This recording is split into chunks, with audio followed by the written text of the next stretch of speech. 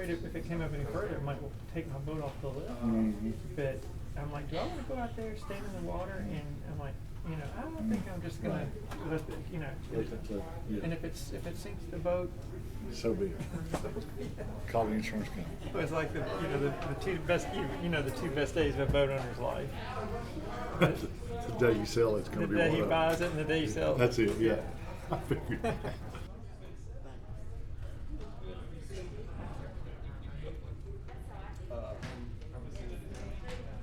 I'll get some more. So I asked Henry that other question. If the parents wanted to hire you to do their work, they don't know if they contract with you or the city.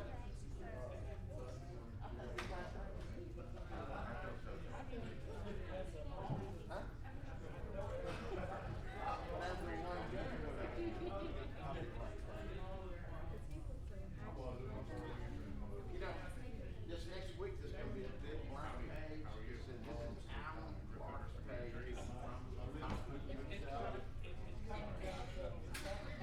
I was like, if you can't read it, you call out. His is going to be across the narrow white. The narrow's going to have maybe the plumber.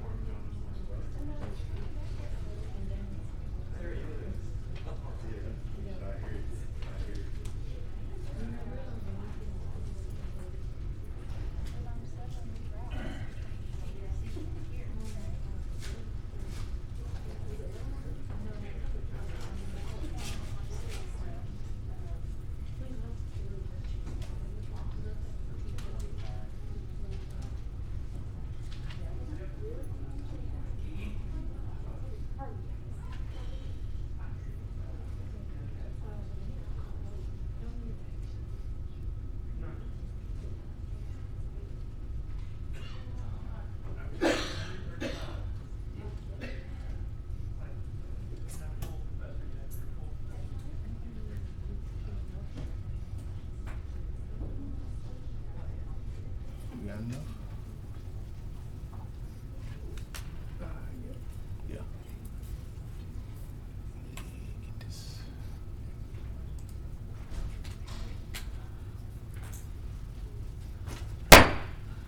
Welcome to the Caddo Parish Commission work session for May 17th, 2021. Roll call, please. Commissioner Hopkins. Here. Commissioner Johnson. Present. Commissioner Jackson.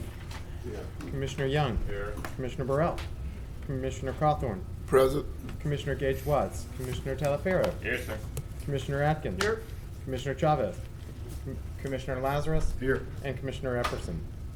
All right, I've got 8 of 12 present. That is a quorum. Okay. Commissioner Hopkins, would you do the invocation, and Commissioner Cawthorn, would you do the Pledge of Allegiance? I stand for the prayer. Dear Heavenly Father, thank you for this day. Thank you for the rain to replenish our land out here, Lord. Thank you for all that you do for each one of us in this room and watching over us and guiding us. Guide us as we go through this meeting today, oh Lord. Give us the information and the power to make the right choices and stay our line. Dear Lord, also want to bless and ask that the Buddy Romer family be thought of, that they're given comfort. This we pray in Jesus Christ's name. Amen. Amen. Signify for the pledge, proper salute for military. I pledge Allegiance to the flag of the United States of America and to the republic for which it stands, one nation, under God, indivisible, with liberty and justice for all. Thank you, Commissioner Hopkins and Commissioner Carthon. Next item, Mr. Clerk. Brings us to agenda additions. I don't have any unless I don't you... have any either. Okay, then we'll move on to citizens' comments. Citizens who wish to address the commission on any issue other than zoning are asked to fill out a comment card located in the chamber foyer and return it to the president or the clerk of commission. Individual comments are limited to 3 minutes, and I believe I've received one that should be... I have one. Ms. Shelley Hunt.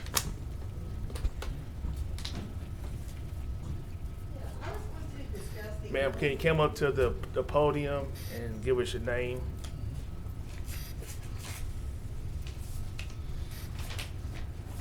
My name is You Shelley can- Hunt. You can take your mask off to speak. My name is Shelley Hunt. I'm with the Woodlawn Terrace Apartments and Lakefront Apartments here in town. And I was just checking in with the rental assistance program and to see if we're going to get any faster response on that to start getting some additional payments. I've received $27,000, but my delinquency is still almost $500,000. And it just seems like the money coming in is very slow. Okay. So are you guys going to still continue to do that on the lottery system? Well, we can't answer the questions, but I will get Ms. Haley Burnett to get with you and give you that answer. Okay, Thank you. thank you.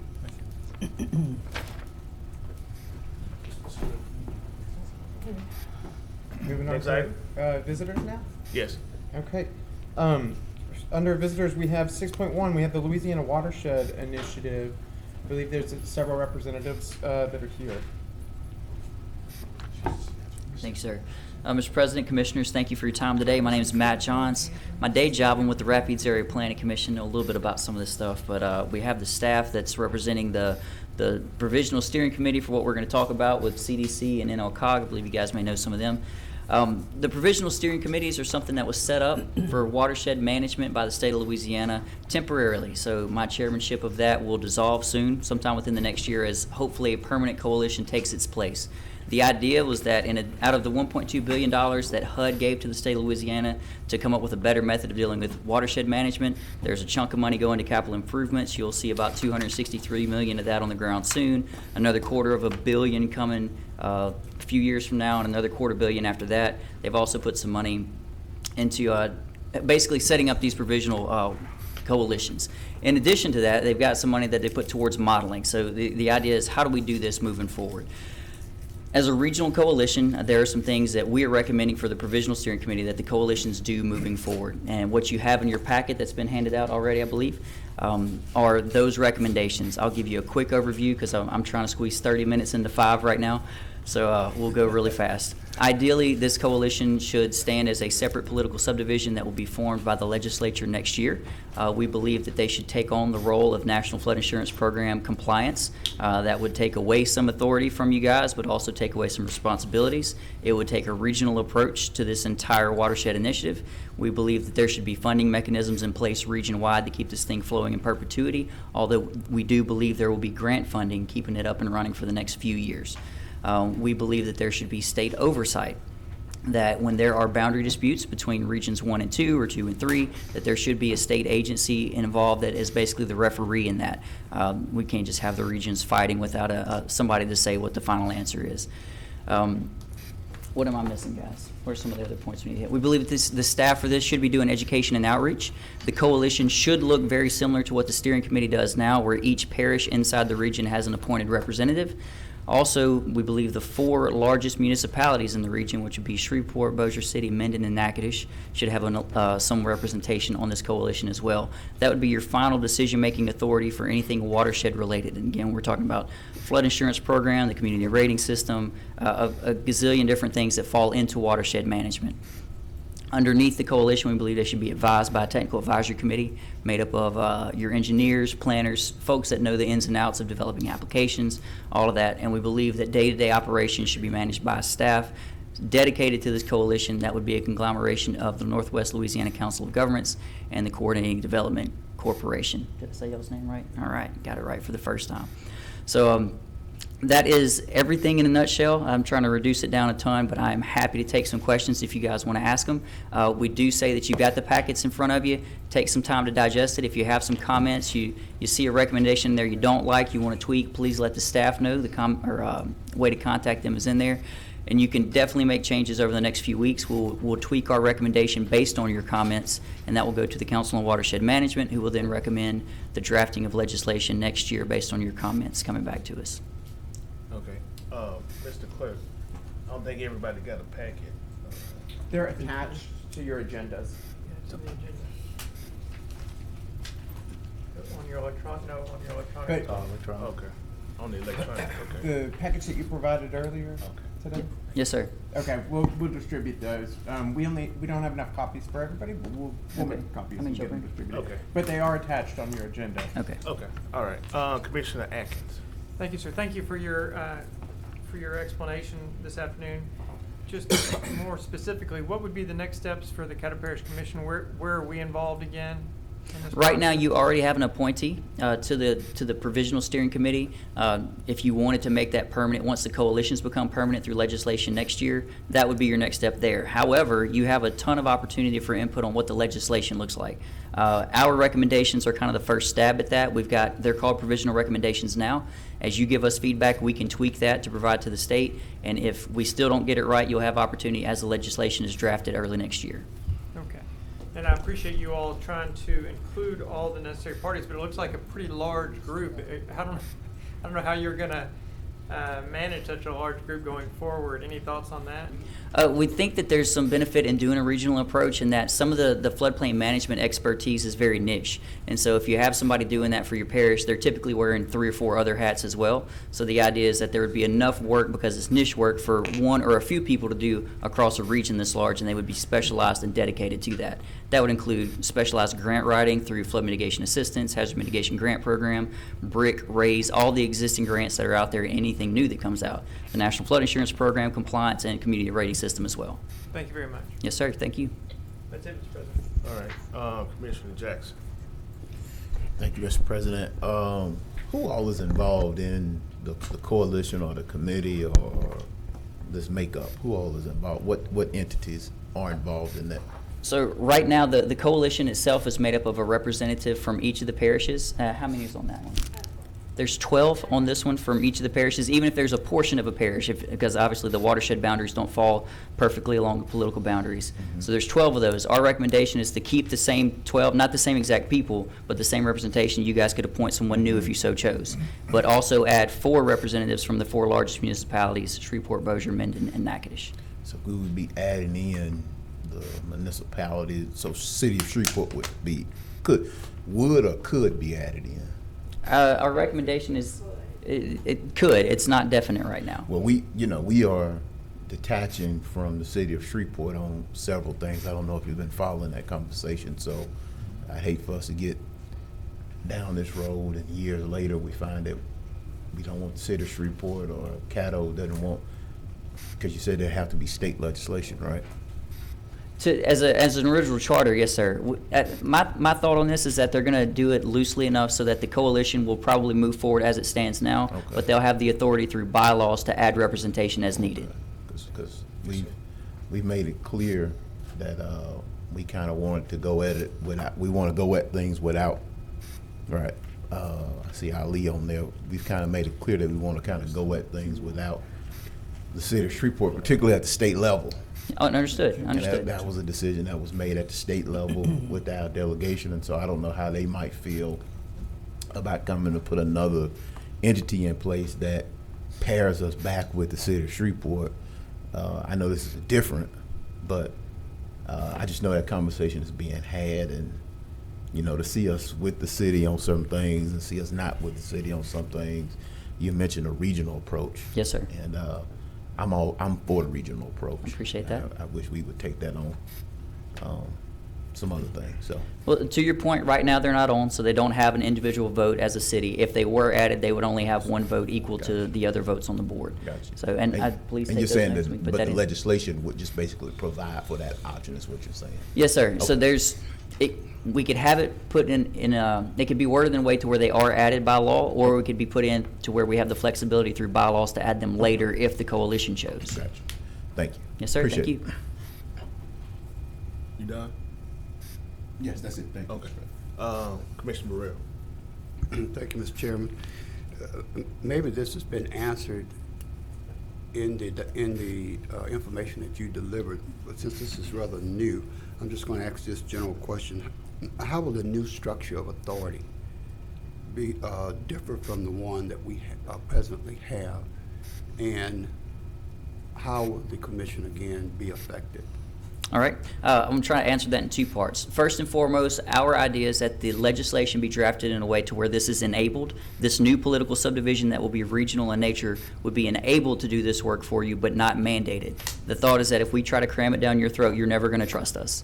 Right? If we have it in place and we can show you what we're worth and what we can do, and you decide that you do have folks doing floodplain management for you now, if you decide you don't want to spend resources locally on that you want to let the regional coalition handle that, then you could choose to do that after the fact. That's how it could change for you in the future. But our idea is that we want enabling legislation, not mandated legislation, so that you've got the opportunity to buy into the pieces that you like later.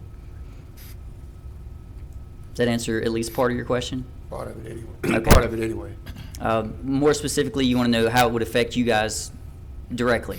Right now, you have total control over the floodplain management program, over the enforcement of NFIP and regulatory things of that nature, the implementation of the community rating system. When you say you mean the commission? Yes, sir, the commission. You have Okay. staff that are dedicated to that, in addition to wearing other hats. This would take that responsibility off of them and shift it to the staff of this regional coalition that you would not be paying for directly. It would be funded regionally, but not out of your budgets. It would, we have ideas for that, but that's a. But the commission will be losing some authority is what I'm hearing. If you chose to give up the responsibility and the authority, then this regional coalition could provide some of these services for compliance for you. Thank you, Mr. Chairman. All right, Commissioner Hopkins. Yeah, this looks a lot like that, what was it, Caddo Lake Management Group? That about 3 years ago, that when they brought it to the public, it was all fire and brimstone afterwards. And they had the meetings there in Halston. I would just, because I'm reading some of the authorities, and people up in North Bossier, North Caddo, North Webster, and we're going to be watching this real close, and not with a good eye. Understood.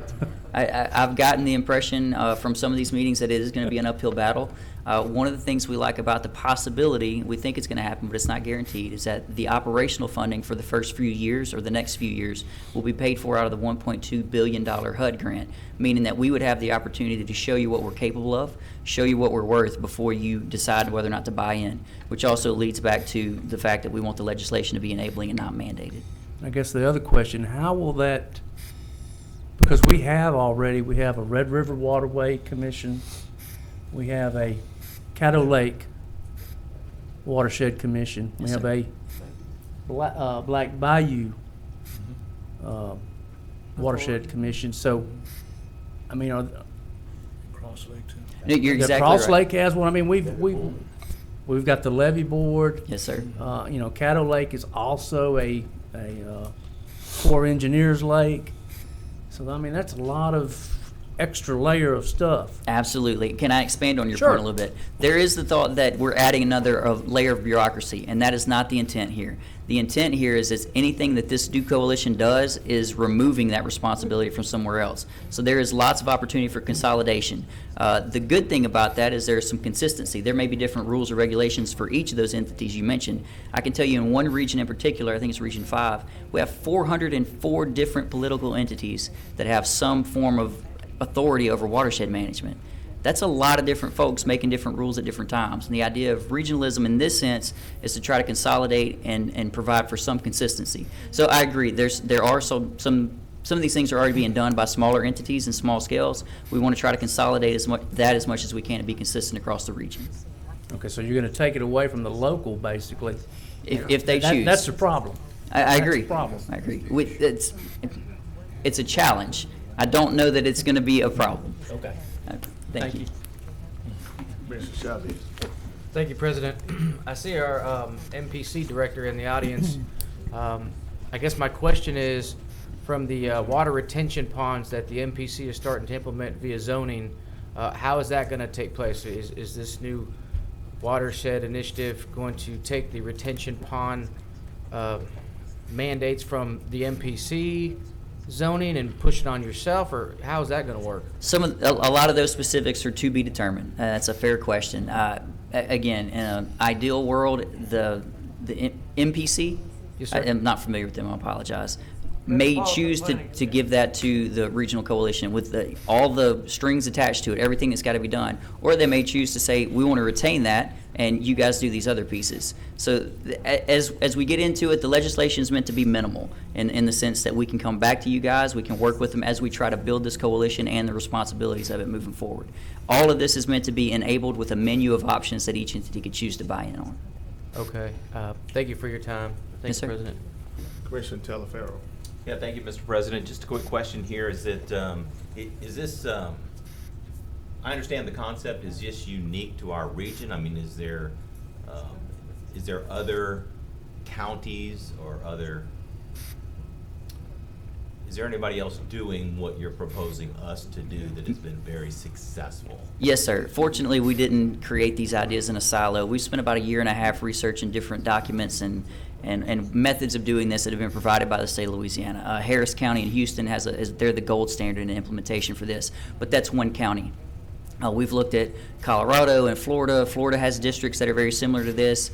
Minnesota does some things a little differently. So what we looked at was what are the best things of all of those and try to pick just the best that we thought would also be implementable in the state of Louisiana. There are some things that I really love the idea, but I don't know if it's ever going to happen here. And again, it's not just me in a silo making this decision. This is that group of the the steering committee members that have been working on it for about 1.5 years to come up with these recommendations. So yes, sir, we've examined other organizations, other states, to figure out the best methods. And would you be able to just kind of forward us that information at some point?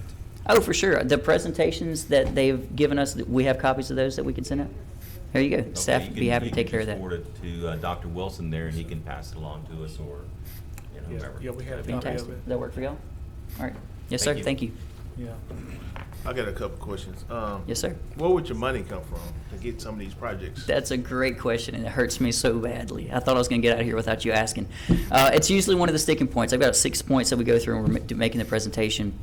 The adaptation strategies wrote a paper for the state of Louisiana specifically to this. They have a plethora of options, again, studying what has been done in other places.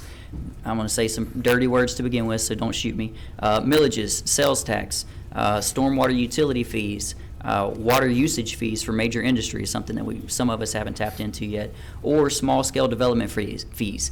The idea is that if this organization needed $500,000 to operate, and I don't know that that's the final number, you could generate that pretty easily with a minuscule fee across a region as large as what these regions are. Region 2 is at a disadvantage, but you guys not so much. Region 1 would have enough to keep it up and running. Okay, and some of the flooding problems we have are pretty much known. One of them is the Red River, and Corps of Engineers done a study, and basically the only way to fix that is to put a dam north of Shreveport that would alleviate the flooding. But you also got development within floodplains. Between 12 Mile Bayou and Cross Lake is basically a floodplain, but it's got all kind of development in between that. So how would you go back and try to fix that?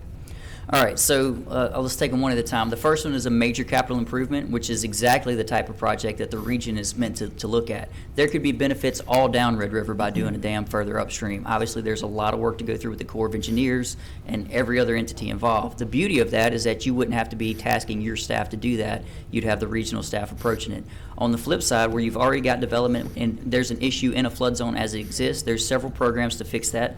There are elevations and buyouts. Every year you can apply for flood mitigation assistance, where the individuals that have those homes can provide the match, or the local entities if they so chose, or if this coalition had the funding, could provide the local match on that, typically about 25%, to elevate or buy out those homes and move them. And I know buyout can sometimes be a tough thing. And I don't know the area well enough to tell you that that's a good idea for that or not, but those are two ways to deal with that. There's also capital improvements to try to make around the area. That flips back to point number one, where the coalition would be pursuing grant funds to implement projects to solve the problems. Okay, thank you. See no one else? I got another question. Commissioner Jackson. Yes, sir. Thank you, Mr. President. We didn't talk about it, but would this also include the hazardous mitigation funding? Yes, sir. Oh, really? Yeah. Yes, sir. So y'all would dictate, this coalition would decide how those dollars are? If those funds were dedicated to the coalition. So right now, the way the money's divvied up, typically when there's a disaster like Hurricane Hold on one Laura, you moment. guys, Hold on one moment. The 15 minutes, how is that working? Is he still within the 15 minutes, or are we beyond the 15 minutes? We're 'Cause at I've seen it, I've been 6:30. watching the clock, and it's reset 3 times. Oh, That resets for the speakers. That clock does. Oh, okay. I thought visitors had 15 minutes total. Is that not? did it reset? I didn't keep a timer for the Oh, visitors. but they sure had that timer running when That's- Robert was that's for down here. speakers. Okay. Okay. Go ahead, I'm sorry. first of all, I apologize if I went over my time. I didn't want to go, I need to know if I needed to make a motion or something. No, I the way it's appreciate it. stated is that the speaker, when they in presentation, is 15 minutes. But then when we start asking questions, now it starts into it should be 5 minutes. It should be 5-minute questioning to the visitor. Right, but I thought it was 15 minutes total. No, it's 15 minutes for their presentation. We can then ask questions based on the presentation after 5 that. minutes. Okay, I'm just making sure. Shoot, Okay, I'm learning I some wanted to make parliamentary sure. procedures. Yeah, I just wanted to make appreciate sure it. your time was good. No, I appreciate that. Thank you. What was the question again?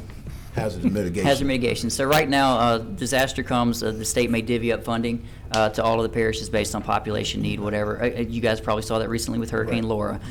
In the future, it is possible that funding could be directed to the coalitions. I don't know that that's how it's going to happen.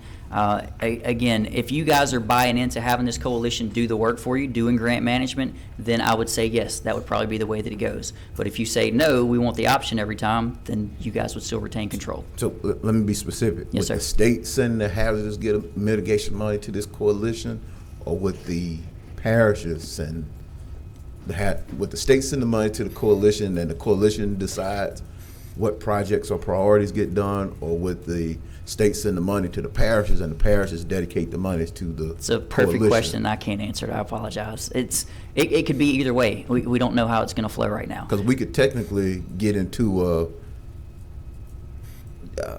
The coalition, even if it came to the parish first. well, sort of the issue that I think we've had with the Red River Waterway Commission is that Caddo is the largest contributor to the Red River Waterway Commission, but I don't think we hardly get the resources Right. that we put into it out of it. Understood. And so that's one thing that I would never want to be a part of setting up is if they do send the money, I would definitely want it to be proportionate to the size of the parishes. All right. Well, in this case, if I were running that, I'm going to say today I'm the administrator of the coalition. That money comes to you guys, and you say, or for even if it comes to the coalition on your behalf, those monies should be spent to the benefit of your parish. Right. End of story. That's how it would be run. Now, how that comes to fruition in the next year, watch the legislature, please. I have no idea.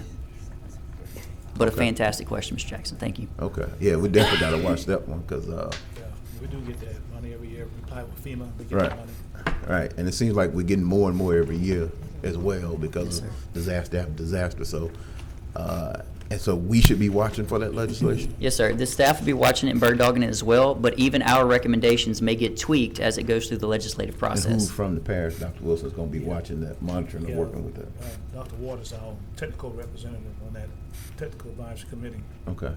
Yeah, we definitely need to know and he's our floodplain manager as well. Perfect. ahead of time before the session starts about that. because that could be dollars leaving Caddo, being in the fate of somebody else on how to spend it. I'm not saying we don't trust y'all, it's just, you know, I get it. we want to make sure that we get the best bang for our buck. Appreciate it. Thank you, Mr. President. Okay. That's everyone. Appreciate you coming and talking to us about this, and we'll see how this folds out. All right, thank you guys so much for your time. Thank you. Next item?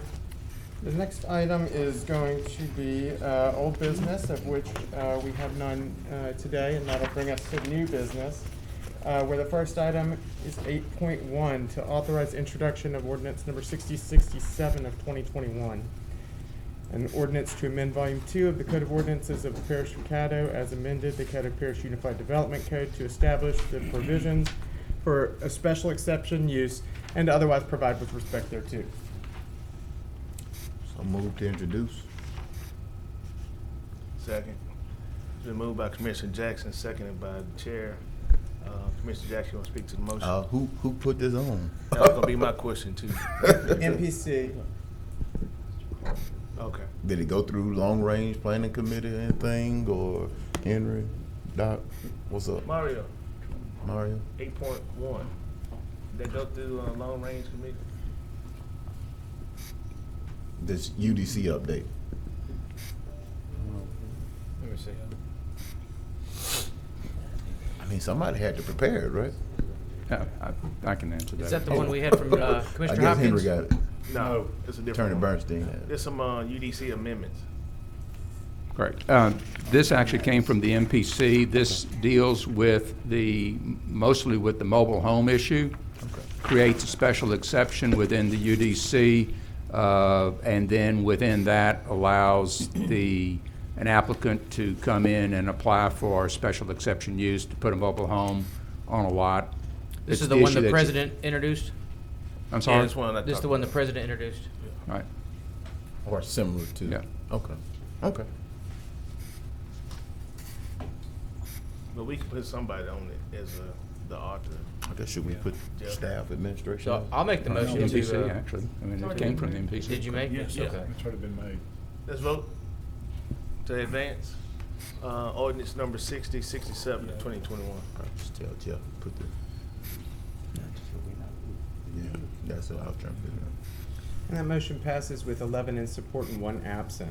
That brings us to 8.2, authorize introduction of ordinance number 6068 of 2021. It's an ordinance amending the budget of estimated revenues and expenditures for the Riverboat Fund in the amount of $17,225 to provide an appropriations for Robinson's Rescue and otherwise provide with respect thereto. Move to advance. Second. Been moved by Commissioner Young, seconded by Commissioner Jackson. Commissioner Young, want to speak to your motion? Yes, please.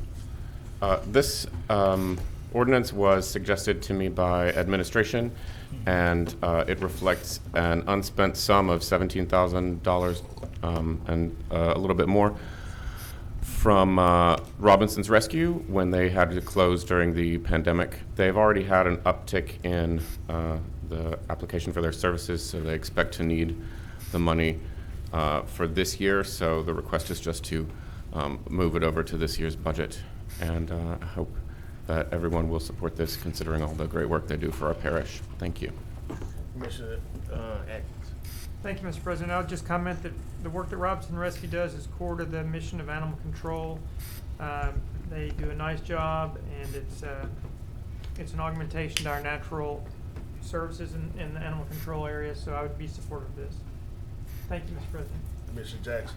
Yeah, and this is basically budget neutral, is that what I understand? It's just kind of rolling over some stuff? Yes, sir. Okay.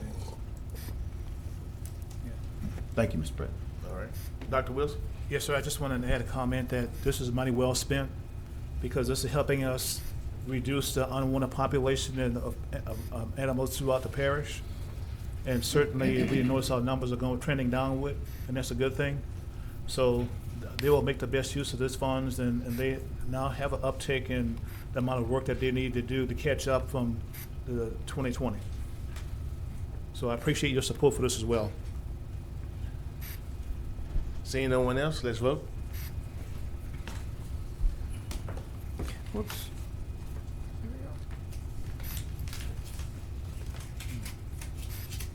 And that motion carries with 11 in support and 1 absent.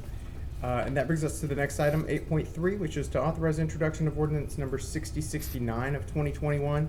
It's an ordinance amending the budget of estimated revenues and expenditures for the E. Edward Jones Housing Trust Fund for the year 2021 and to otherwise provide with respect thereto. So move for introduction. Second. Been moved by Commissioner Jackson, second by Commissioner Burrell. Commissioner Jackson will speak to your motion.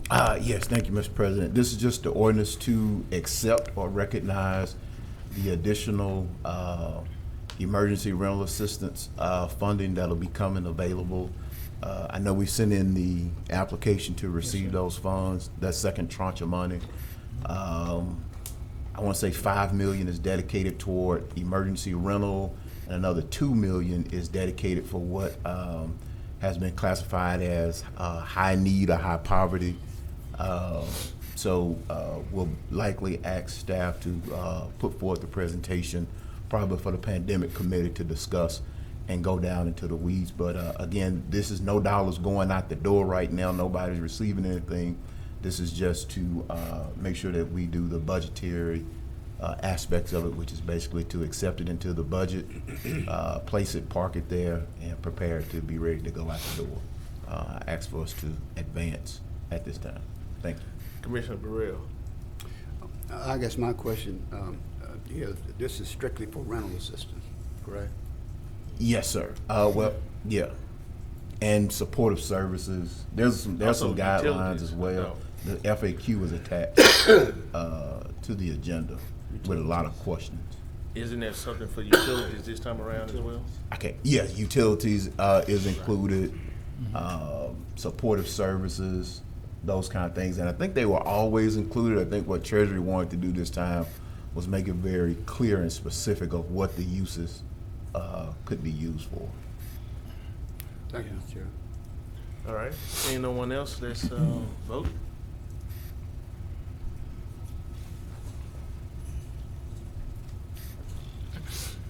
And that motion carries with 11 in support and 1 absent. And that brings us to 8.4, which is to authorize the introduction of ordinance number 6070 of 2021. It's an ordinance amending the budget of estimated revenues and expenditures for the general fund to provide an appropriation for wheelchair ramp and roof repair program and otherwise provide with respect thereto. Motion to introduce. Second. Been moved by Commissioner Jackson, seconded by Commissioner Burrell. Commissioner Jackson will speak to this motion. Yes, Mr. President. This is just using the dollars that we were beneficial to receive for the CAFA fees to set up a very well-needed program. The administration would proceed with a sort of RFP or RFQ, request for qualifications. It does not appropriate any dollars. It's, if you read the ordinance, it's actually reimbursement.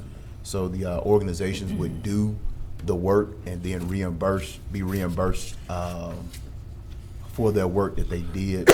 Don't know how many could be served. Don't know if a lot of folks could be served, but I do know, as I see the North Highland Methodist Church, they have an actual wheelchair ramp ministry, and they go out and they also work with the what's the group out of that did the snow plowing? Oh, Shreveport Volunteer Network. Yes, they work with them to build ramps and do like minor repairs with seniors, and so that's basically what this would do. And I also added that they would work in conjunction with the Caddo Council on Aging to make sure, you know, there's a lot of scams that are going on out there, so we want to make sure that there's some safeguards and safety rails within the program, as well as our Caddo Veteran Center as well. So I asked for us to introduce this and put those dollars to good use. It definitely by no means does the dollars all have to be used in 1 year, but just over a period of time when those dollars are needed, they can be used. Thank you, Mr. President. All right, Commissioner Talaferro. Thank you, Mr. President. This sounds like a great program. I have nothing, obviously I think this is a worthwhile program. I'm reading, and maybe this is just for general information here, is that our general question is these application fees, and I know that we had someone from CAFA actually give us a presentation. These application fees, does anybody know how they're generated for us to get this money from CAFA? And who pays those application fees? Is this the end user? Is this the the mortgage company, or who pays these application fees where we get this money from CAFA? Well, I don't know if that's a question for me or for somebody. The end user, in other words, I'm the borrower, so I pay the application fee, and then we in turn get money Yes. from me paying an Yes, sir. application fee to buy a house. That's That's how it's correct. structured statewide. That's how it's structured. Yeah. Statewide. But it's a beneficial program to the buyer too. Well, and can I just add that there's also like grants that come with it. So a person Right. who gets a CAFA loan, And I know there are bonds associated with that. right, So- they might get a $10,000 grant that'll pay that portion of the application off. So Thank you, so Mr. yeah. President. All right, Commissioner Atkins. I just wanted to ensure that the money that would be used for this program is all associated with the CAFA revenues. Is that correct? I'm addressing that to the author of the legislation. Oh, I would imagine so. I think that's how we have it structured. Is it would be all those Yes. fees from the CAFA program? Okay, thank you. I got one question, I guess. Is it only just limited to ramps and roofs? Can somebody get like windows repaired or windows, weather stripping? Or maybe even if some of the houses are pier and beams, that they can get the flooring, adjusted right? Or replace some wooden floors? You know, I didn't contemplate that, but I'm open to coming back to including that. But I didn't contemplate that. Okay. I was just trying to. Well, the reason I asked that is because, go back to if we change the title, then it's got to be reintroduced. Yeah, well, I just think that what the initial thing is that the roof is usually the main thing that keeps something over the head. So typically when they're done, it's basically like a roof program, and then the other one is just a wheelchair. I check with community development to see if they've done anything beyond that, but the ones that I'm familiar with is basically just a roof and a wheelchair ramp. I hadn't seen ones that did windows. I think there's an energy program. Yeah, there's an energy one that does weather stripping. And the Yeah, reason I weather asked about stripping and stuff The reason like I asked that. about the flooring is because if they had roof leaks, Yeah. then typically the floor is going to be getting riding over a period of Yeah. time if it's on the pier and beam system, and then they need to replace the floor as well. Yeah. So, Well, I think I put in there some language that gives sort of administration a flexibility to set the program up, and so maybe if they want to add that aspect of it, but I Okay. didn't contemplate the yeah, roof. it won't last. That the amount of money won't Yeah. last long, Yeah, but okay. it's just the fact that it Yeah. can be incorporated. Yeah, that was going to be my point, President Johnson. I mean, it has to be limited in scope because you only have a little bit of money in this program. Right, true. And it could be taken up in 3 or 4 households, but That's at least right. it made a It difference. wouldn't last somewhere. long. I just hate somebody to get the roof fixed and then they fall through the floor. Yeah, I understand. All right. Was that it, Dr. Wilson? Yes, sir. Okay. Commissioner Chavez. Thank you, President. I was going to say that too. This is a very limited amount. However, I will give some kudos to that Shreveport Volunteer Network. I saw them go to implement a wheelchair ramp at a lady's house, showed up, found out that she was washing her clothes in a bucket, and raised enough money to buy a brand new washer and dryer and put them into her house and donated it free of charge. It was an amazing event, and a lot of people in the neighborhood all donated the money. It was actually in this district, Commissioner Jackson, and they left. The lady was crying. It was super cool. It was very moving. So I was like, man, these guys, they're going there just to put a wheelchair ramp in so the lady can go to the doctor's office to get her meds, and they left, giving her a brand new washer and dryer, and somebody else donated enough washing powder for an entire year. So, and these guys did it at no charge. They raised all the money themselves. So those guys are doing some good work. It's pretty cool. That's good. That's all. Thank you, President. Commissioner Jackson back on the board. Yeah, and I do just want to say that hopefully that these would just kind of be seed funding, and so that the example that you just made, I think they do a pretty expansive wheelchair ramp. I don't think it has to be as elaborate as the one I think that I saw was pretty long. That's the one. But hopefully this set of dollars would hopefully spark some philanthropic push similar to what we saw with, we see it all the time with Robinsons. We give Robinsons Rescue a little dollar, somebody else from the private community comes in, they add on to that. What we saw with the testing, mobile testing. So hopefully if we find and pair up with the right nonprofit, that nonprofit could go out and raise those extra dollars to make this program go longer. I know our citizens will definitely appreciate it. Thank you, Mr. President. All right, let's vote.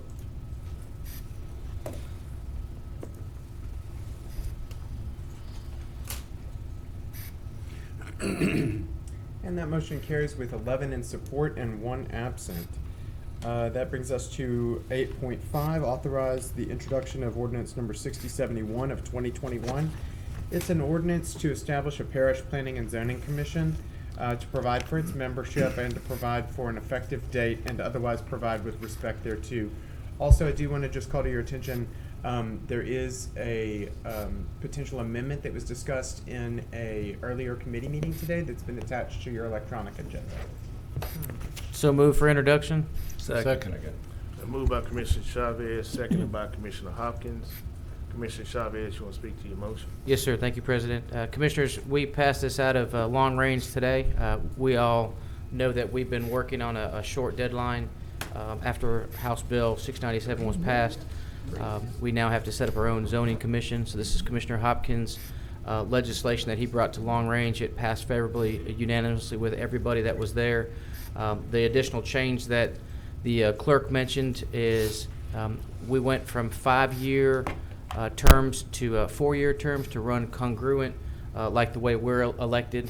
We have 4-year terms, and then we're going to stagger them so that every year we roll on a new person and roll somebody off, just like we similarly do with other committees. So, and that's just it for here. This is not to implement any type of zoning, but merely the board that we need to set up to put one piece of the puzzle in place as we move forward to get ready for 2022. Thank you, President. All right, Commissioner Hopkins.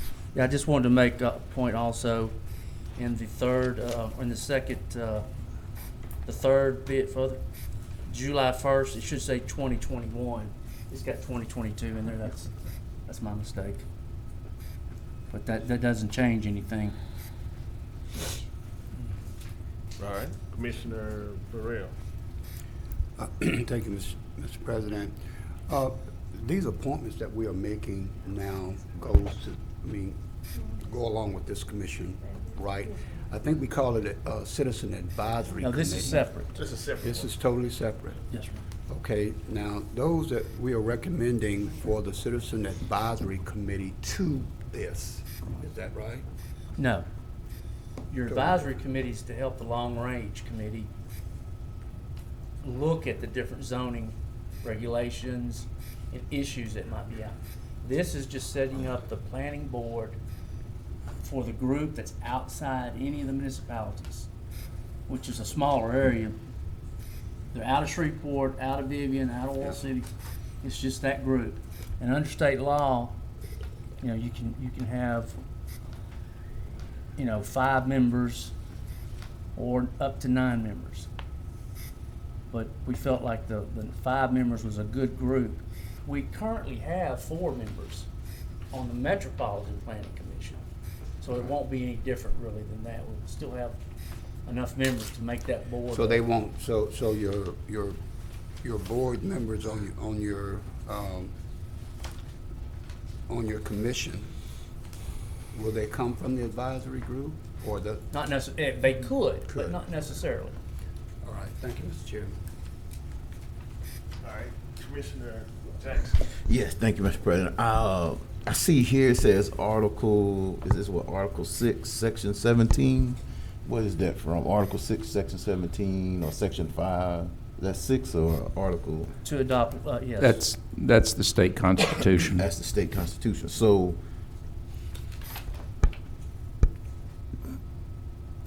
the state constitution set up the Metropolitan Planning Commission? No, the state constitution authorizes local governments to adopt regulations for land use and zoning. Gotcha. Not the Metropolitan Planning, not specifically the Metropolitan Planning Commission. Correct. No, the reference there just authorizes local governments to adopt regulations for land use and zoning. Okay, I just wanted to be clear on that. Appreciate it, Mr. President. Commissioner Chavez, second time. Thank you, President. I just wanted to reiterate that my motion is to amend and advance to Thursday with the new recommendation, just to clarify. Thank you, President. Okay. Seeing no one else, let's vote to advance or not to advance.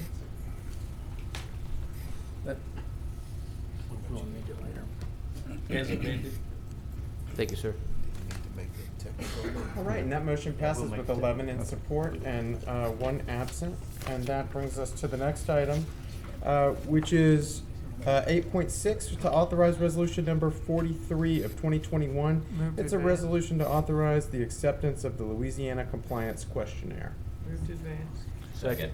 Been moved by Commissioner Atkins, second by, who's on this side? Talaferro. This fiberglass, you I know, know. you can't hear it. Commissioner Atkins, you want to speak to your motion? All right, I'd like to make a substitute motion to advance and in global resolution 43, 44, 45.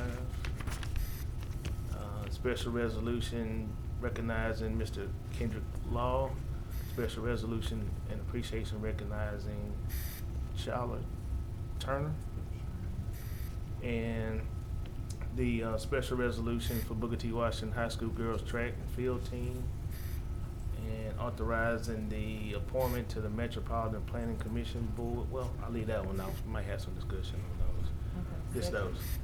Second. Second. Okay, it's been moved by the chair, seconded by Commissioner Stormy Gage Watts to englobo all those. I have nothing to say. Commissioner Jackson, Yeah, I'd like to be added as a co-sponsor for the Booker T. Washington track team and the one for Coach Law. Is this the coach, Kendrick Law? no, that's the son. Oh, okay. No, I don't know the son. Well, just Booker T. Washington, not the son. I'm sorry. Okay. All right, Commissioner Atkins. And if it's okay with Commissioner Burrell and Commissioner Chavez, I'd like to be added to the I-49 interconnector. Absolutely. Thank you. Okay, I've got another question. you done? Yes, sir. Thank you. Commissioner Jackson? Yeah, I just want to be, Mr. Clerk, Mr. Clerk, we're just introducing these today. Yes, this is advancing Just them to to advance. Thursday agenda. So just advancing to Thursday. So I just want people watching, just advancing to Thursday.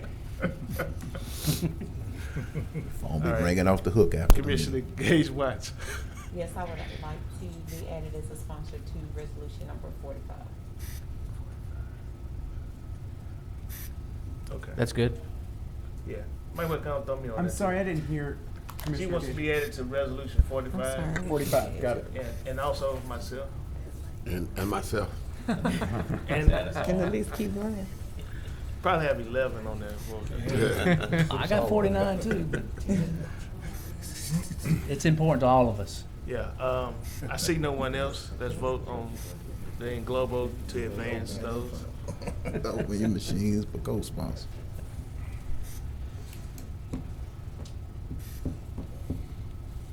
And that motion carries with 11 in support and 1 absent. And that brings us to authorizing the appointment to the Metropolitan Planning Commission Board, authorizing the appointment of Mr. Gabriel Balderas to the Metropolitan Planning Commission Board to replace the unexpired term of Mauricio Roca, term to expire 01/01/24.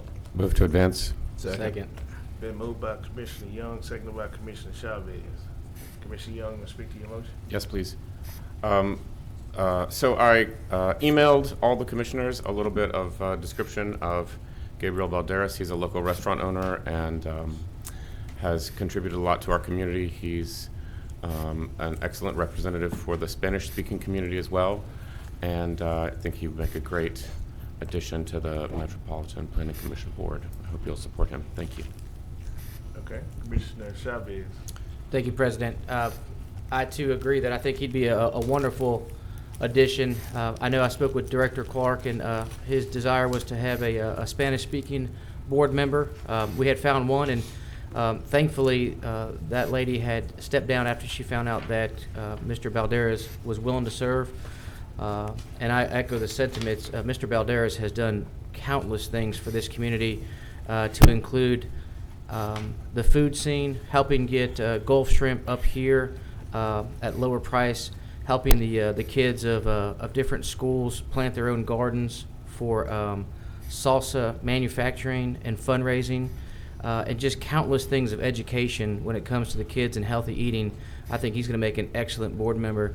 I was very shocked that he was willing to serve, because I know between running 2 restaurants and a family, He was going to have limited time. However, the fact that he's willing to serve, and he said, I can make time for the city that makes time for me. Things like that are great citizens that I'd like to see on board. So I'm looking forward to seeing him serve on this board. Thank you, President. Okay. Commissioner Act. Thank you, Mr. President. Given that Mr. Balderas, one of Mr. Balderas' restaurants resides in District 9, I just wanted to add my support for his candidacy. He's a great entrepreneur, a great restaurateur, and a wonderful citizen, so I support him wholeheartedly. Thank you, Mr. President. Commissioner Jackson. Thank you, Mr. President. I'm just curious, so he's just going, is he okay with just serving 6 months? 7 months? 7 months. Thank you, Dr. Wilson. Is he okay with just a 7-month tour of duty?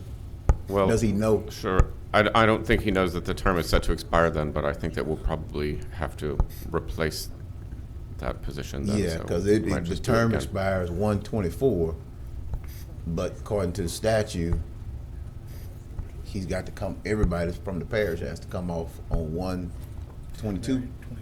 1/22? Unless they change theirs, the city changes their ordinance To increase their number. So is he cool with that? Yes. Okay. Yeah. Okay. Also, there sounds like there are some unknowns still in that equation. Who knows? Gotcha. All right. Just want to be. All right. Seeing no one else, unless somebody want to do another substitute motion on 10 Global. Let's vote.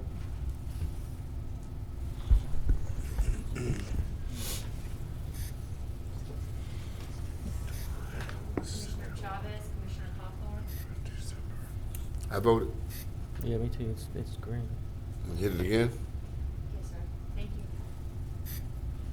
All right, and that motion carries with 11 in support and 1 absent. That brings us to the next item, which is to authorize the appointment to the Long Range Planning Citizens Advisory Committee, authorizing the appointment of Mr. Lloyd K. Thomas to the Long Range Planning Citizens Advisory Committee to study planning and zoning. So move. Second. Moved by Commissioner Carthon, seconded by Commissioner Chavez.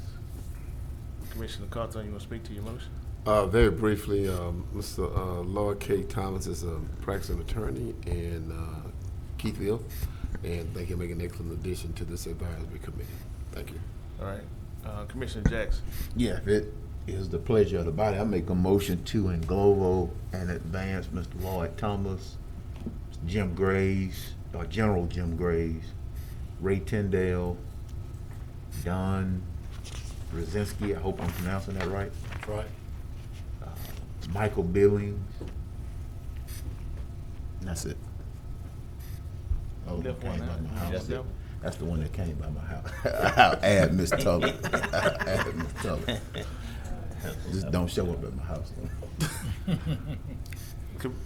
So yeah, I add Miss Tully. By Yeah. Commissioner Commissioner Burrell? Burrell. Okay. All right. Still got Commissioner Burrell on the board. Oh, thank you, Mr. Chairman. I would just want to speak on behalf of Mr. Billings. Mr. Billings has the Dixie Mays Entertainment venue up north, and I know him through his son, Michael Billings Jr., who has well, I'm gonna say the only one now, but he has the farmers. I call it farmers market, but it's not really farmers market. Hydroponic farm downtown in downtown Shreveport, and I think he would be a great asset because he's world traveled too. So again, I do support Mr. Billings. Commissioner Hopkins. I would just ask that the appointments that don't have a resume, if they would get them in for Thursday, so we can at least look at it. I mean, I know the Billings, and I know the Tullises. A couple I do not know, but it just helps everybody. So that's all. Okay. Commissioner Jackson. Yes, sir. Thank you, Mr. President. I just always like to add that we're moving these forward with the hope of approving these without anybody having pulled up their second grade referral from elementary school. Nobody's gone to dug up what they did when they were 18 Hadn't asked for a DNA sample, none of that. We bring people who are willing and wanting to serve in a community and volunteer capacity, and so hopefully we treat everybody in this group and going forward with the same dignity and respect that they deserve when they step forward to serve their community. Thank you, Mr. President. All right, Mr. Clerk, how many have we authorized for appointments? So at this point, if all of these are advanced that are on the agenda today, it would be 11 of the 12. Okay. All right. It was up to 12, right, Mr. President? Yes. So seeing no one else, let's vote. That means one person hadn't turned in person. Which is okay. And that motion carries with 11 in support and 1 absent. And I will, just while we're discussing this, mention that I was able to verify the, that these people do live outside of a municipality. Right. But the one that I haven't received yet was one that it turned out did live within a municipality. So it wasn't for lack of somebody submitting a name. So. All right, no problem. Next item. All right, that brings us to communiques and reports. And as you'll recall, we've kind of combined this section into the end of the agenda after the PPP committee meeting recommended doing that. And so if there are any questions, the way we have it laid out, we have administration report first. Dr. Wilson, go. Yes, sir. Good afternoon, President Johnston, Commissioners. Just want to give you a brief update on the things we've been tracking. The relocation of the Confederate Monument is a work in progress. We're trying to find a better price to get the project done. As you all made aware of, the estimates we got came in at 4 times what we had budgeted, so we are going to do our best to try to get within that budget range. So we had to go back out and re-advertise it again as well. The disparity study, Keene, independent research has been selected to perform the disparity study, and Keene has done studies in New Orleans, Baton Rouge, and now Alexandria, and we are in the process of completing a contract with them to perform that service. The I-49 signs has been approved within the state's right-of-way. We're waiting on the permit process from the state, and we hope to get sealed quotes to get the job done in June. The U.S. Treasury Emergency Rental Assistance Program has been moving along quite well. We've to date had issued $1.4 million, has been provided in assistance to residents. We have selected nearly 50% of all submitted applications at this point, and we advise all interested parties to go in and apply at the Caddo COVIDrenthelp.org on our website. Also, the E. Edward Jones Housing Trust Fund, the RFP, was sent out on April 22nd, and it's due back by June 30th, 2021. And the last item, your income statements for the month of April should be at your stations. And feel free to ask any questions if you have for me at this time. Mr. Jackson. Yes, thank you, Mr. President. Dr. Wilson, Yes, sir. thank you for the report. On the Treasury program, did you want to share that part that you whispered in my ear about Yes, did they sir. shortchange us or what? I can. The ERAP program that, we were due another lot of money coming in, and it's my understanding that we did receive the notification and funds that it was come out to 3.4 million. Is that correct, Gilman? Yes, it's running at 3.1 million.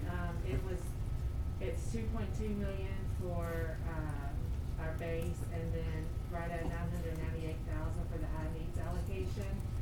We were allocated the 8 million that you referenced in the ordinance. However, we are only due 40% of that allocation. Oh. So we gonna receive it. We just they've only sent.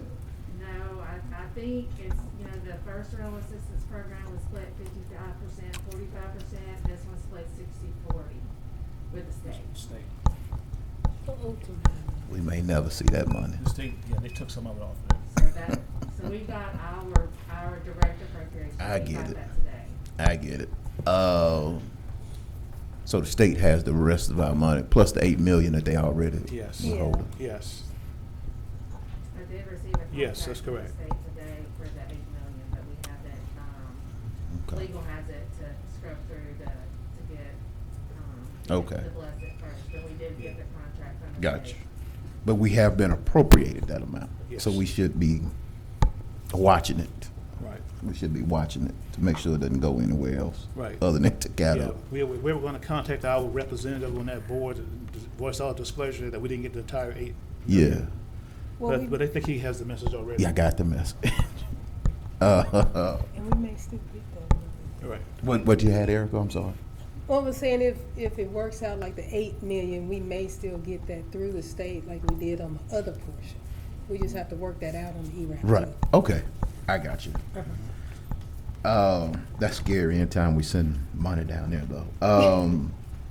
So yeah, and I think that wasn't there an interim report that we did that was due recently? Did we have an interim report that we had to submit? We had an interim report that was due April 30th. Okay. Activity, and, well, actually, the interim report was for March 31st activity, and then there's a monthly report just for the month of April, and those have been submitted. Okay.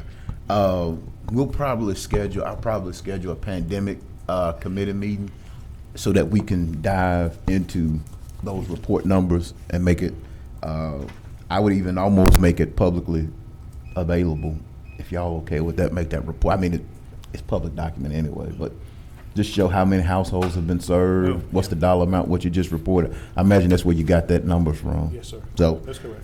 so yeah, and then I think they want us to prioritize, show how we're prioritizing that high need group That's correct. with the 900,000. That's So I guess we gotta figure out how we're gonna do that prioritization. That's correct. I don't think a lottery gonna do that part of it. Yeah, that was the key element. Okay, But but that's a second, still but a that's the part of it. Yes, okay, sir. okay. So we'll work through that. And then Dr. Wilson, if you could add to your report the Cherokee Park ditch cleanup, Yes, sir. add that so we can stay on. You can actually take the housing trust fund off and just Okay. 'cause I think we'll be good on the trust fund, and then the Cherokee Park ditch, we should be good. That's it for administration report. Thank you, Mr. President. Commissioner Atkins. Thank you, Mr. President. Dr. Wilson, you mentioned the RFQ process for the Edward Jones Housing Trust Fund. What is the project there that we're bidding out? Management of the housing trust fund. I see. To be able to go out and seek additional fundings and manage the overall distribution of it, because it's a housing improvement loan type of program. So we're looking for an agency to help Yes. us manage that Yes, process? sir, that's correct. Okay, thank you. Thank you, Mr. President. Commissioner Gage Watts. Thank you, Mr. President. Dr. Wilson, thank you for the report on the ERAP. I know that we are helping a lot of citizens. Yes, sir. However, we're getting a lot of calls from citizens also about Yes, the sir. process, the lottery process. And I was wondering if there are any other options to get them a faster response. Yeah. Well, Commissioner and others, the key element of this program is that someone could come in today and submit an application, and we'll have people do so. And tomorrow, someone else would come in dire straits. And the priority is the person who came in dire straits as opposed to the person who might be slightly well off. So the prioritization continues to evolve. And we try to get them out as soon as we can. But we are selecting about 400 applications a week. And right now, to date, we've received 2,954. So we'll get to that list fairly quickly, and we still have an abundance amount of resources available. So everybody will get served, but we have to make sure we are sticking to the prioritization of it. If not, we're gonna be dinged for that. That's good information to share Yes, with sir. the public, to let them know, because most people who are applying, or I think all of them who are applying, have exhausted all of their options. And so they're all in dire need, and I know that some people's situations are worse than Different. others. That's correct. But I think, when you're in that needed place, all you can see is your situation. So Right. I think it was advantageous that we share with the public that Right. you have not received a denial, and that is good news. However, I think they're getting a lot of pushback from landlords during this time as well. Yeah, we have some landlords that, they didn't want to provide information as well. Okay, that's good information to know as well. So the But I would landlords, encourage everybody, Commissioner Gage Watts, that we have a call center, help center, that they could start there first as opposed to calling you all directly. because we would need the information, go back and go through the same process that they could start at the beginning. And what's that call center number? We'll get it for you. Okay, I just wanted to share with That's the all- public. I don't know That's by it. heart, but we'll get it for you. Okay. Before this thing's over. Also, I wanted to ask you about, we're having a lot of illegal dumping complaints in areas due to the trash overflowing. If we can get some people to go out and look in the parish areas where they're dumping illegal tires, I think Yes, it ma'am. probably would be best if we could set up some Yes. dumpsters, do a cleanup soon in Yes. Caddo Parish area, to keep the communities clean. Right. And also, I would like to ask for increased patrol in the South Lakeshore area on Sundays. I've received a lot of reports of drag racing. South Lakeshore Yes, Sheriff's sir. Department. It's ordered about 220. Yeah, down from my house. 220? Right there by 220 is it's like a little hill. Okay. Okay. That's it, Mr. President. Thank you, Dr. Dr. Wilson, that number is 226-6598. 226-6598 is the Yes. call center's number for anyone who's seeking emergency rental assistance Yes, program ma'am. help, And they want the status of the application. as well as the status of the Yes, ma'am. application. Right. That's 226-6598. Yes, ma'am. Thank you. You're welcome, ma'am. That's it. Thank you, Mr. President. Commissioner Burrell. Thank you, Mr. Chairman. I'm going to ask, and I know Commissioner Chavez and I have talked about this, to invite Kent Rogers. A personal invitation, Mr. Kent Rogers, to come and give us an update. I was rather disturbed in an interview that Commissioner Chavez and I had with Keel when some of the money for the I-49 intercity connector was tried to be stolen to be used somewhere else, where there was money already in the budget for other projects. In other words, there was some effort to try to compete, having competing projects between I-49 intercity and the Jimmy Davis Bridge. Both of them are needed, Yes, sir. clearly, Yes, sir. but the monies have been put in there. Right. And there was some efforts to try to redirect funding for that. And my particular disturbance in that interview was getting a call from Don Pierce, who is the Economic Development Secretary for the state.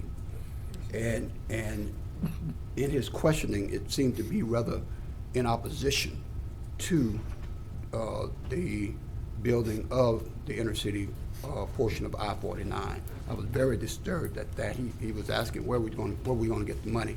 Well, hell, he should know where we should get the money. He's the Economic Development Secretary. So that would be my statement to him.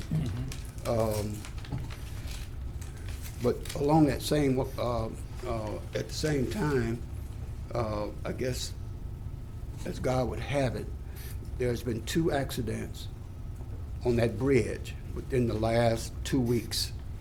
One of them held up traffic because I was in it for 2 hours. Which bridge is this, sir? That's Cross Lake Bridge. Oh, awesome. There was an 18-wheeler that overturned, which could have had chemicals or anything in it, which would have polluted our water supply for the next 10 to 20 years.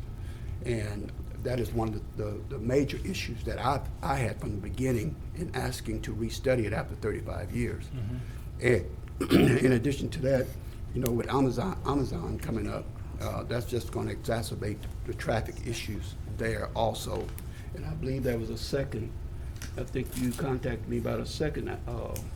It just happened about accident. 4 days ago. Yeah, and there have been previous accidents on that bridge, and that's a very, very scary situation. It is. But in addition to that, there doesn't seem to be any problem in supporting the I-49 intercity portion of Lafayette, in which the Secretary of Transportation just happened to live there in Lafayette. So we've had that discussion before, so it's nothing new to him.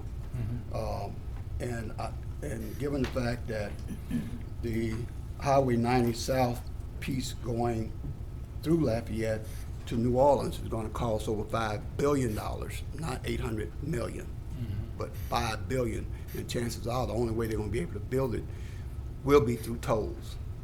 So, and in addition to that, if you look at the historical sites through Lafayette, because the question was whether they would go around Lafayette or go through Lafayette, just the same as it was in Shreveport. If you look at the historical sites, you probably have 100 times more historical sites going through Lafayette along 90 than you would coming through Allendale. So those are just some points of fact that I wanted to point out, Mr. Administrator. Yeah. And I would like Kent to come and Yes, sir. I address have him it. come to our next meeting. Thank you, Mr. Chairman. Commissioner Carter. Yeah, very quickly, Dr. Wilson, if an individual submits an application for rental assistance, at some point in time, we as the people underwriting the process of this need to contact their landlord, or does those two applications converge? Or does the person need to contact the land? You follow my question? Does the person, if the person that wants rental assistance, they can go directly to the website, make application. Once they make application, if they put the landlord on there, then we contact the landlord, because I understand that the two applications have to have some type of mergence, because the check is going to be paid direct to the landlord. Right. Is that correct? Yeah. Yeah, that's correct. Go ahead. So once they make application, if the landlord already has an application, just based on the landlord's name, they'll connect. Okay. They have a referral code, they'll connect. If the landlord's not in the system at all and they list them with their contact information, we then will call the landlord and say, we have a tenant, they're in arrears, we need this, that, and other, and then the landlord will either comply or not. Okay. Okay. Thank you, Mr. Chair. Commissioner Hopkins. Yes, my question actually is to Dr. Ward. Okay. Dr. Ward,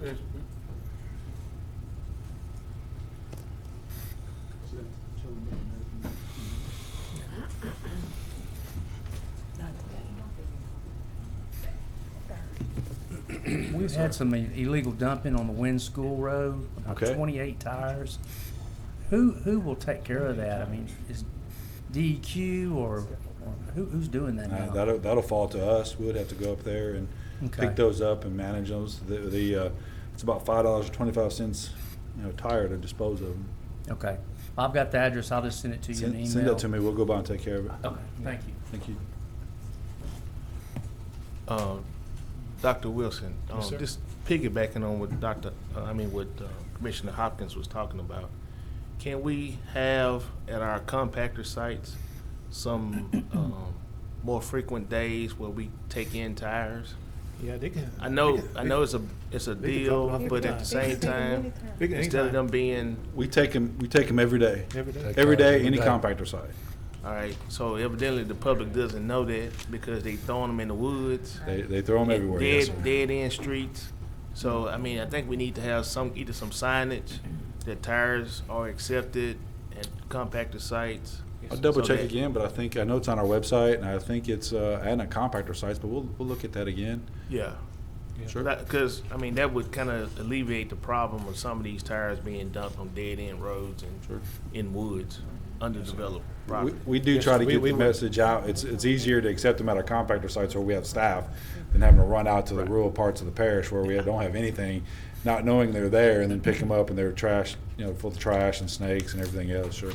Now, if someone pulls up in a 10-foot trailer, they gonna get turned around? With tires, they're full of tires. Tires. They probably will. Yes, sir. That'll probably be a commercial activity. We do pay $5.25 for a tire, so an average resident shows up with one or two. That's reasonable, but a whole truckload of them like that will be a little different story. Well, what if they said that basically they picked them up? They've been picking them up on a couple of streets and. If they let us know that, we would accommodate that.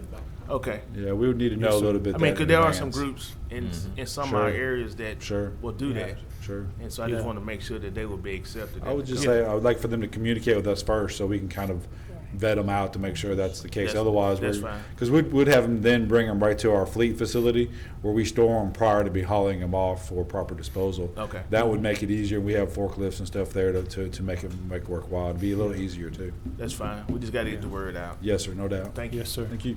Commissioner Gage Watts? That was my question Okay. about trailers. People bring in tires, a lot of influx of tires at one time. So yes, we do need to communicate that properly and probably need to do a campaign that you can, bring those tires to our local compactor sites. Our fleet service. Yeah, if anyone's doing a community cleanup project and they're picking up tires, just let us know that's where they're coming from, and we will receive those tires. But they can do it at either one of our compactor site or at fleet service. So we'll take tires, but we won't take peanut oil in a gallon bucket. That's correct. We could use that for we could use that for alternate fuel somewhere. I mean, come on, let's be. Hey, Ken, don't we burn waste fuel in our heaters at the fleet service? We do.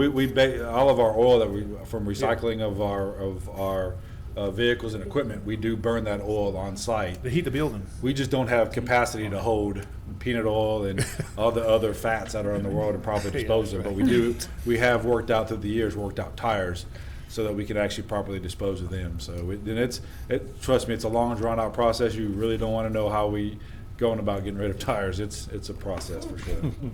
All right, Commissioner Chavez. Thank you, President. Doctor, do our compactor sites accept batteries as well, car battery? I see that's an item dumped frequently as well. We don't. Those are both the oils and the batteries. We work with Shreveport Green for a once in a year type recycling program in the fall. And you can bring tires, batteries, paint. We don't accept paint either. It's got to be dried. It's got to be put out on a tarp, spread out dry, then we'll take it. But any type of wet products like that, we do not take. Okay, thank you. But once in a year process with Shreveport Green, we have everything available to be able to dispose of it properly, brought in at that time. Okay. Commissioner Teleferro. Yeah, and on the same note, just as a matter of continuity, so we can all push this out via our social media, so we're speaking with one voice. If there's somebody that we can just do a press release of some sort to where we can actually push all this out into the same information, so we don't have to. Yeah, we have some literature that we've sent out in the past. Okay. We can send it out again. Sweet. Thank you. Thank you, Mr. President. Thank you, Doctor. All right. Anything else, Dr. Wilson, on your report? No, sir. That concludes my report for today, sir. All right. Next item. Next item is going to, well, you forgot about the financials. The April Oh, financials pardon are me? attached. The April financials. Yes, I did mention that, sir. you It should did? be at your station. Yeah, they is. I didn't hear when you said. Oh, yes, sir. I did mention that as my last item. But I have one more item I'd like to express my sincere appreciation. Did you all get a chance to see the virtual employee recognition program? Yes. Yes. That was a class act, wasn't it? It was. And that's Mr. Calvin Samuels and Ms. Crystal put that together, along with some help from others, the Employee Council. And thank you, Commissioner President Johnson, for participating in that as well. It was very well received by the employees. And I just think it was the first of its kind, and it was a great event out the gate initially for the first time doing that. Prayerfully, we'll be able to reassemble next year back in person again. But I just want to give my appreciation to the staff for doing a great job putting it together. Recognize the people who serve from 5 years up to 30 years of service. Yeah, it was an honor to participate in that and also to receive a 10-year award at the same time. So I appreciate it. Yes, sir. Congratulations for those who received their pins as well. Thank you. Mhm. Next item. All right, that brings us to update on COVID-19 FEMA reimbursements. You up, Commissioner Jackson? Where we at? FEMA reimbursement. Oh, Doc, I know we had discussed it. Are we, I know there was a call. What's the status? How are we looking at it? I know, I saw where Robert responded about the 100%, because it's gone up from 70 to 100%, or 75 to 100%. So I know we had some unreimbursed, and the state shortchanged us on some stuff last year. So are we ready to engage FEMA on that? I have a contact I need to send to y'all as well. She called me from a 504 number. Different lady? Yes, different lady. This is a completely different lady. She says her work is solely around the southern region for COVID-19. And I spoke to a guy, I believe I sent an email out last week that he said we'd be leaving money on the table. So Yeah, we saw that. what's our status update on that? So I double checked, and our application from last March is still open for the COVID FEMA application. So what I've done is I've reached back out, since it was never closed, was reached out back out to continue our process. They have forwarded to me the mutual aid agreement that I'm gonna have to get Dr. Wilson and legal to sign and get back.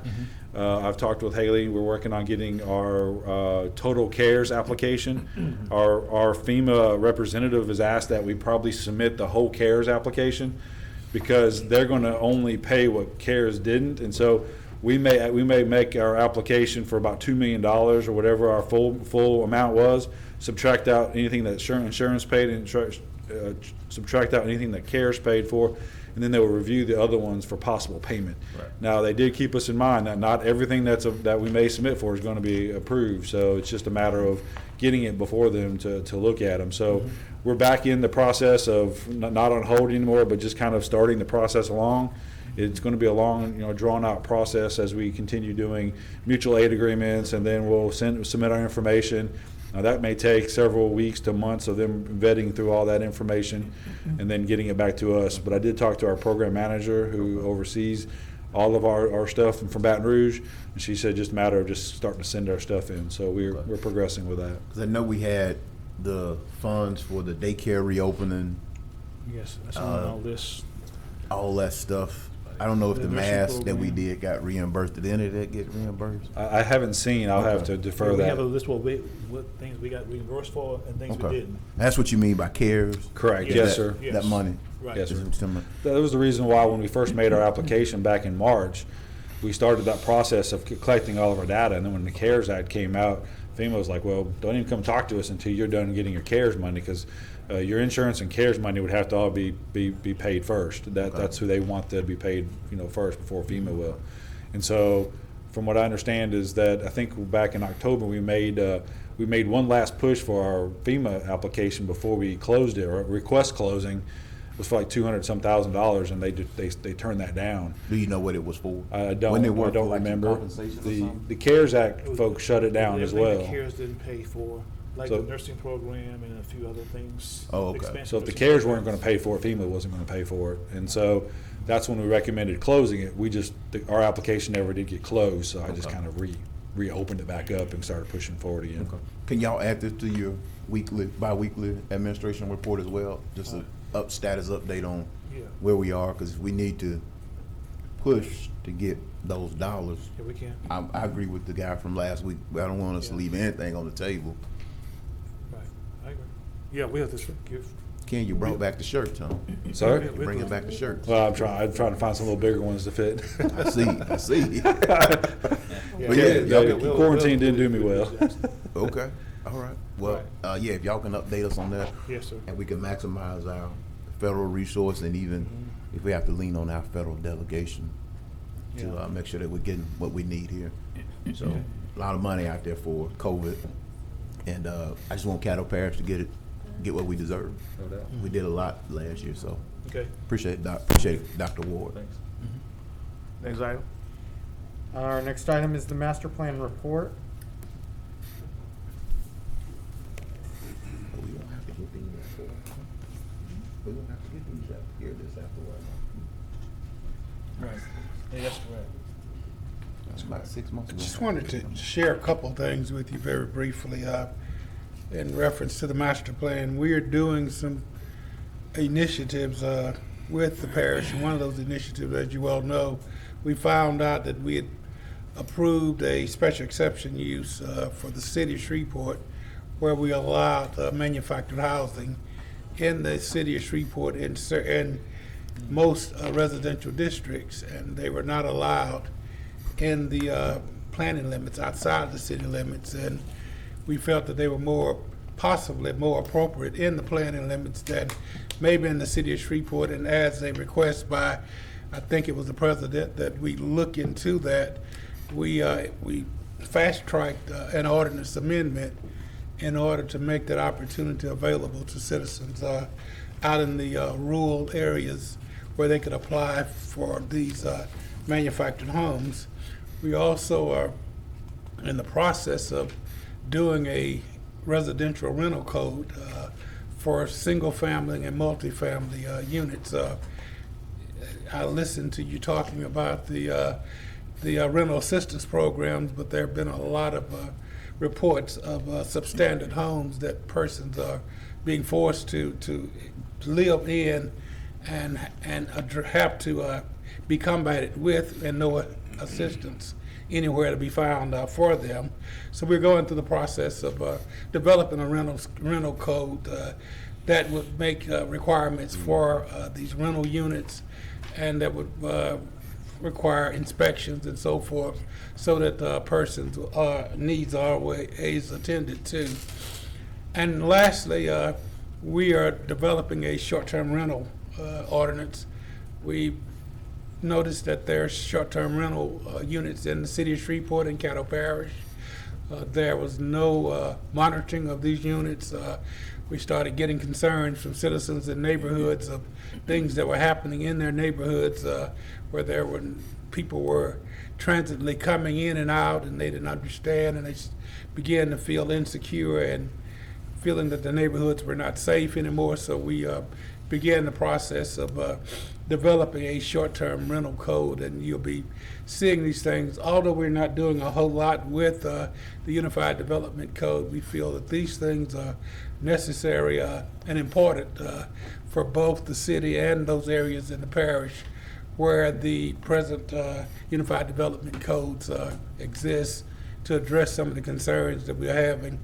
And I just said lastly, but sub-lastly, then I'll sit down, we're having extreme success with our neighborhood participation plan. I think that some of you have been to some of the programs, and we have seen where, I think it was one just recently, where there was widespread opposition for a development out in Southern Hills. And after the neighborhood participation plan meeting occurred, I've been receiving emails from citizens saying that they came to the meeting to oppose, and once they found out what the actual development was all about, they are no longer in opposition. And that is the purpose of this program that we developed, is to again strengthen and again engage citizens and inform citizens prior to rumors beginning to circulate about development, so that they would be well aware of what's coming, get all of the information about a potential development, and then they can make those decisions without coming down here before the MPC board or the Caddo Parish Commission. If there are any questions, I'll be more than happy to answer them. Got two commissioners on the board. Commissioner Jackson. Yes, thank you, Mr. President. Mr. Clark, I hear you say y'all are endeavoring to do a rental standards code, or if I may, we do a lot of research, which is what a planning commission should do. This was directed by the Planning Commission and requested by the Shreveport City Council, that they did not have the tools in their toolkit to address some of the concerns that were being brought to them about the rental units within the city of Shreveport. And they just wanted us to go out and around the country and review rental codes and come back with a code that would address the concerns that citizens are having here at Shreveport. And y'all also gonna do one for short-term rentals as well? Yes, sir. And the city council, so I just, I'm not on the city council, but I hope that they are going to support y'all in going down this path. I think it's great, but it almost sounds like y'all's being set up to be the bad guys out there. We always are. Right. So I guess I'm sure you take the position somebody to do it, but that's just interesting that's being tasked. I mean, I think it's a great idea. And I just hope that y'all get the support, because a lot of times the Planning Commission, the MPC, gets a bad they get stuck with inheriting sort of the frustration of the community when we ask y'all, when I say we, I mean that in a general sense, we, the elected officials, ask you all to take on this work. But then when the citizens react, we get to where we are now. And I think that's unfortunate. And I will continue to repeat that, is that, you know, y'all are just doing your jobs and you do it well. And so I hope that you'll get the support and the backing that you need as you do those two, and not kind of thrown on the organization be thrown under the bus. Thank you, Mr. President. And if I may, Mr. President, we truly appreciate that. Very seldom do we hear positive things said about us, and when you're dealing with land use issues and you're dealing with personal property, you're not going to hear all the time positive things said about you. But we are, to the very best of our ability, trying to accomplish planning and zoning principles in Caddo Parish and the city of Shreveport, as we were charged to do, and as some years back when this body and the city council was very interested in developing a master plan and getting the master plan that recommended developing a unified development code in order to spur development and make development much simpler, to make the possibilities for the Amazon enhancement plants and so forth. I got one more question. You said Amazon. Did they complain about any of? Have you heard any complaints from them or anything like that? How did that go? Because y'all would send us regular updates. I would get the update every time, you know, y'all would go through a site plan approval. I think I saw something about irrigation. Y'all would send that to me, and it just seemed to go so well.